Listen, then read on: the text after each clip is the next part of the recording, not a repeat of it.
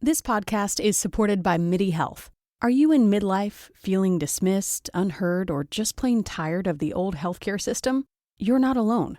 For too long, women's serious midlife health issues have been trivialized, ignored, and met with a just deal with it attitude. Many of us have been made to feel ashamed or forgotten. In fact, even today, 75% of women seeking care for menopause and perimenopause issues are left entirely untreated. But here's the powerful truth. It's time for a change. It's time for MIDI. MIDI is not just a healthcare provider. It's a women's telehealth clinic founded and supported by world-class leaders in women's health. What sets MIDI apart? We are the only women's telehealth brand covered by major insurance companies, making high-quality, expert care accessible and affordable for all women everywhere. Our clinicians provide one-on-one, face-to-face consultations where they truly listen to your unique needs. We offer a full range of holistic, data-driven solutions, from hormonal therapies and weight loss protocols to lifestyle coaching and preventive health guidance.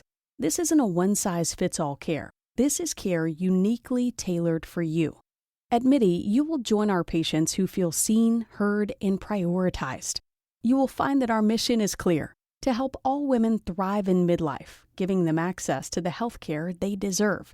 Because we believe midlife isn't the middle at all. It's just the beginning of your second act. Ready to feel your best and write your second act script? Visit joinmidi.com today to book your personalized, insurance-covered virtual visit. That's joinmidi.com. MIDI, the care women deserve. Welcome to Growing Your Team, a podcast designed for small business owners seeking to grow their company with the help of employees and contractors. Your time is limited, which means growing and leveraging teams is essential for business success. The Growing Your Team podcast is the place to learn tips and techniques designed to help you know when it's the right time to hire, how to select perfect fit team members, and how to maximize productivity while creating a positive work environment. Drawing from her 10-plus years of leadership and hiring experience, here is your host, Jamie Van Kuyk. Hello, Jamie Van Kuyk here, and welcome back to the Growing Your Team podcast. Today, we are talking about how to not waste your time when you're managing team members. For the most part, when we start to hire team members for our business, it's because we need more time. We need time so we can serve our clients. We need time so we can grow our business. And the last things that we want is to not have more time when we are paying someone, because then we replace all the time we would have spent doing the work on managing that team member, right? So we don't want to move from strictly doing work to strictly people management. No one wants that. We have other things to do in our business, and when we hire team members, we need them to do the job that we're paying them to do. Otherwise, we're wasting our money, right? And no one started a business because they wanted to spend all their time managing, so we need to avoid that. So today I'm going to give you 3 tips on how to avoid spending all your time managing your team, or feeling like that you're spending all your time managing a team once you hire. So the first thing is you need to train your team members, right? This seems obvious, but it's something that most people actually overlook. So you go and you hire team members and you just expect them to be able to do their job the way that you want it. Yes, when you hire the right people, they should be able to do the job that you're hiring them for, because you had a hiring process in place that got rid of the unqualified, helped you focus on the qualified, and you picked the right person for the job. And one of the things about them being the right person for the job is that they're qualified and capable of doing the work. However, just because they've done the work before doesn't mean they're going to do it exactly like you want it. Especially if you're new to hiring and you're new to having to let go of the work that you've been doing. And now you need to trust someone else to do the work. You're not just looking to see, can they do the job? You're looking at, can they do it exactly like you? And let's be honest, no one is going to do things exactly like you. So you need to train your team members on what it means to do something right. what it means to do something that matches your expectations. So you need to teach them what your expectations are. One of the ways I like looking at this is, let's say you're hiring someone who's going to be your accountant. Whether it's you're hiring someone as a contractor or your business has grown to the point where you need a full-time accountant, which chances are we're not there yet, but just start thinking about that. Accountant work is pretty standard. It has your numbers, your data, but everything they do is pretty standard. It doesn't really change a lot business to business besides the fact that they have different data that they're going through. But what could be different is the way that you want to be communicated to about that information versus someone else wanting to be communicated to about that information. Do you want updates weekly? Do you want updates face to face? Do you want updates in a quick email? Do you only want the report sent to you that you're then going to go through yourself? There's so many different things that can go on here that it's the same information, but it's provided to you in a different method, a different manner, and you're going to be happy with one and not be happy with another. So you need to communicate to that team member and train that team member what it means to do things well according to your standards. If you don't train team members on what it means to do things well according to your standards, they pick the standard. They decide what it means to do things well, and there's a big chance that what they decide it means to do things well doesn't match what you think it means to do things well, and you're going to be disappointed. And then you're going to feel like you need to spend more time with the team member versus just training them how to do it right at the beginning, and then you're free to do your work while they're free to do their work. Then way number 2 is that for you to stop spending all your time managing or avoid getting into this habit of spending all your time managing and get your ROI from your team member is not to micromanage. And I know none of us want to micromanage. None of us wanted to be micromanaged when we were working with someone else. However, micromanaging is so easy to do and such an easy trap to fall into when you have team members. Why? Because we start telling ourselves that our team members can't do things without us, that we have all this knowledge and this background that they don't have, that we need to be involved in all these approvals, that our team members can't move forward without us telling them it's okay to move forward. So we end up creating what I call the cycle of micromanaging, where we believe that our team members cannot move forward without us, that they are missing something, or that we need to still be involved to give them approval on every little thing. And then we teach our team members that they cannot move forward without us, that they cannot move forward without our approval and without our sign off. So they start waiting for you in order to move forward with the next thing. Or instead of waiting for you, they seek you out to get your approval. And then you're sitting there saying, this team member can't do anything without me getting involved, without my approval, without reaching out to me. All right, I guess they're not capable of it. So then you go back. So it creates this cycle of them needing you and you giving them directions. And it's over and over and over again to the point where you're micromanaging everything they're doing. They resent the fact that you're micromanaging everything they're doing. You hate the fact that you have to micromanage everything that they're doing. And it doesn't get you forward in your business. It doesn't save you time. It doesn't create the relationships that you want with your team members. And those team members leave.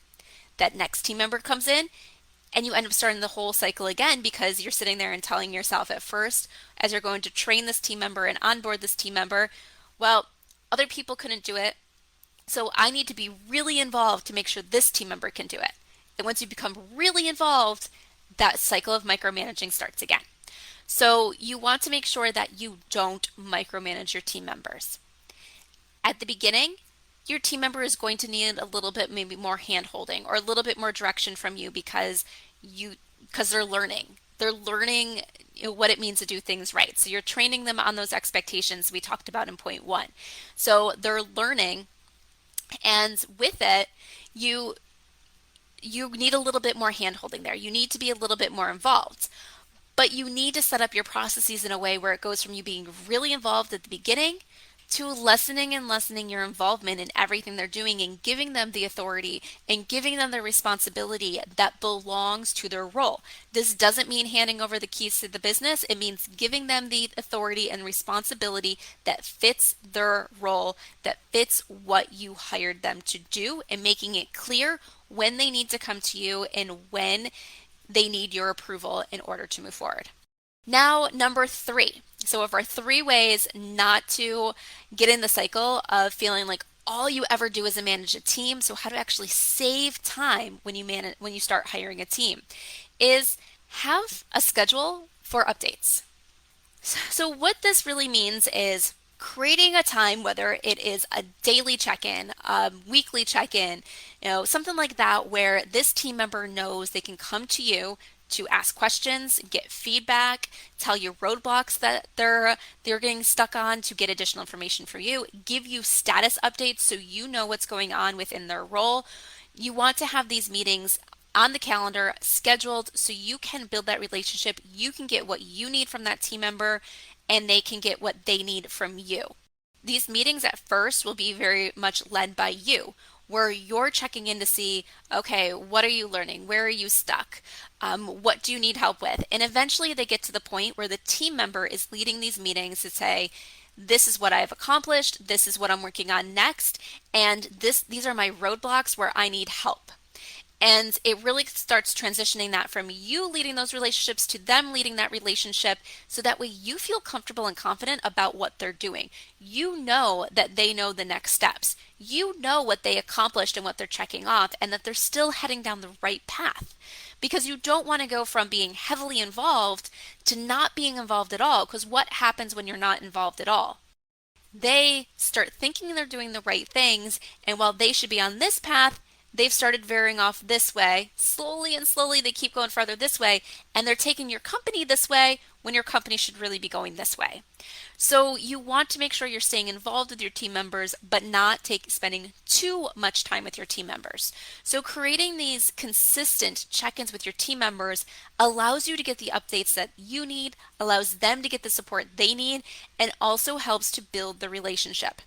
Now, these check-ins might look a little different for every business. I have some that do this face-to-face, some that do it over the phone, and some that, by the nature of their business, a lot of these check-ins are done through email, and then they make sure at least once a week or once on a certain cadence they're doing it, whether it's over the phone, through video conference, or face-to-face.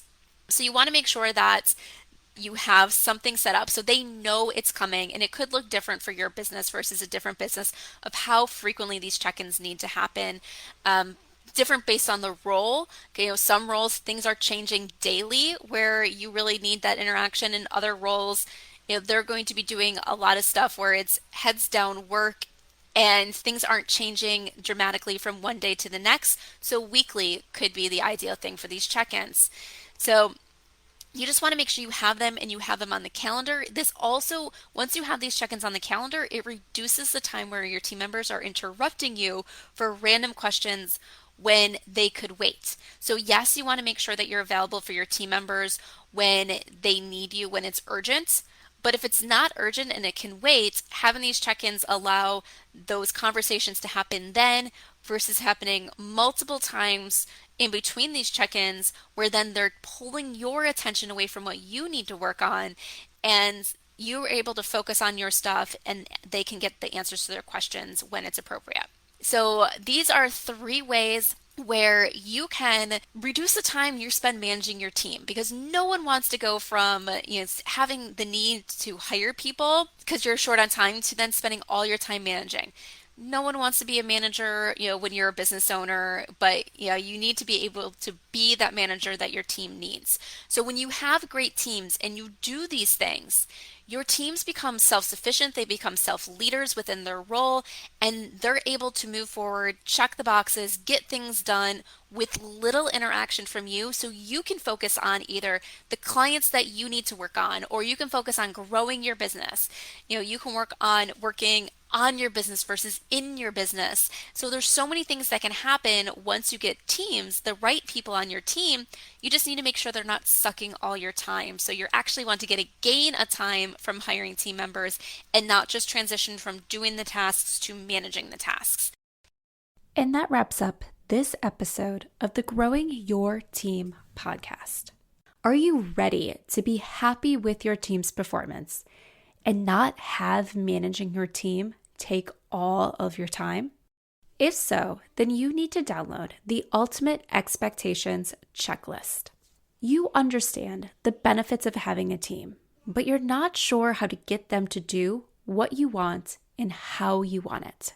With this checklist, you can be successful in setting and managing expectations, and you can have a high-performing, high-producing team that is going to help you gain time back so you can focus on the parts of your business that you love.